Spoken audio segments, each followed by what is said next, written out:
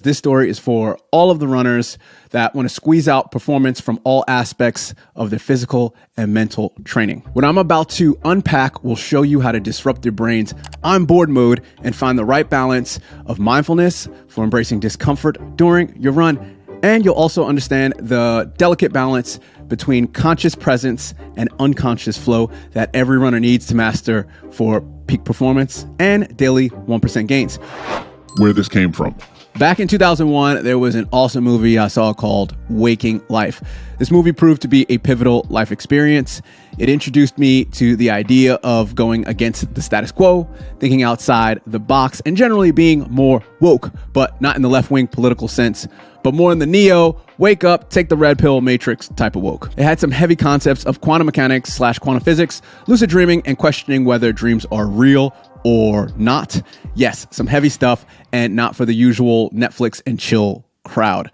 There was a scene about the now moment. It went something like this. I'll paraphrase it. If you are aware of the now, then the now is not the now that you were passively in. This is because you are observing it. In quantum mechanics, quantum physics, when particles know they are being observed, they act differently than when they are not.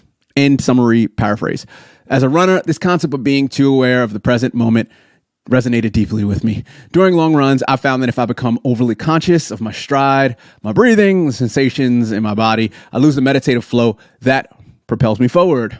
The solution, you need to strive to be in a hybrid state of being. What is that? Aware just enough that you are in the now, but also not shining the light right on it to scare it away. You can't really be in the present if you're 100% aware that you are in the present. They are mutually exclusive. Sounds like word salad, word soup, but it's not, I promise. Hang with me. This balance between awareness and surrender is crucial for runners. We need enough mindfulness to monitor our form and push through discomfort, but not so much that we interrupt the unconscious rhythm our bodies have cultivated over countless miles, kilometers.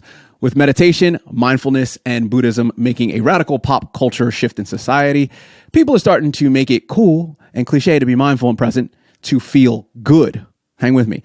That's fine and all, but I also want to argue why I think that's extremely hard to do and why in some instances you should not try to only feel good. For runners, being excessively mindful can actually hinder our progress by disrupting the muscle memory and automatic processes that allow us to find our stride. Your brain onboarding the default mode network. Different people define mindfulness in various ways. Let's go with Dr. John Kabat-Zinn's definition. Paying attention in a particular way on purpose is the present moment and non-judgmentally. This isn't to be confused with overthinking or paralysis analysis. When I talk about mindfulness, I'm talking about really paying attention to everything happening right now, not worrying about future events that haven't happened yet, anxiety. But for runners, this level of hyper-awareness during a run can be detrimental, causing us to overthink and lose the unconscious flow that makes the miles / kilometers feel effortless. Here's a real world example. You can also utilize all your senses and think about how you feel about those senses being stimulated. Not how you react, but how it makes you feel. Most people can't control their emotions and feelings, myself included, but they can control how they respond to them. I think the argument against being too mindful and creating a state of mental laziness is BS. How to find the balance between being too mindful and not mindful enough? That is the question. Georgetown psychologist Chelsea Stillman found that highly mindful people struggle more with implicit learning, which is the ability to subconsciously pick up complex skills and form good habits without even trying. When you're being so focused on being aware of every stimuli, you can't let your unconscious mind just vibe and groove into those subliminal patterns.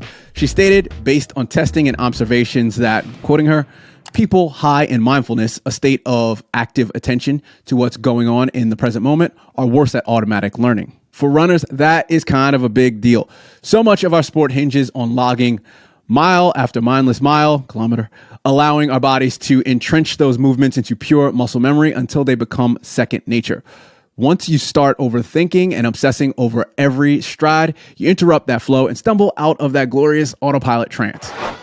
More mindful, more good problems. Fortunately for most people, they don't have to worry about this problem.